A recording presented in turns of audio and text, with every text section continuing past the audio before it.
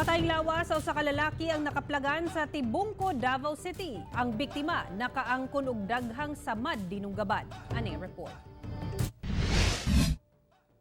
Dinhi sa kasagbutang bahin sa Tibungco Public Cemetery, nakaplagan ang patayng lawas sa usa ka lalaki nga naka-jacket og itom.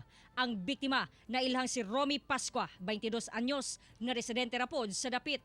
Base sa investigasyon sa Bunawan Police, nakita na patayng lawas sa biktima sa caretaker sa sementeryo nga mausab ang mi-report sa kapulisan. Nakita gina mga alas 9 AM ng umaga. So nakita dito sa may Tibungco Public Cemetery sa may damuhan sa Gracie Portion area sa mga Tibungco.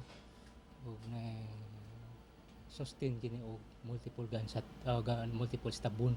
Gilantaw karon sa kapulisan ang anggulong dunay dakong kasuko ang mamumuno sa biktima tungod sa kadaghan sa mga samad nga iyang nahiaguman.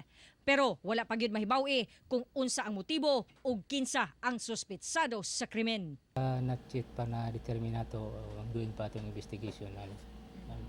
Tuwali ka itong mga investigador karon nagpalo pa kini karon sa area.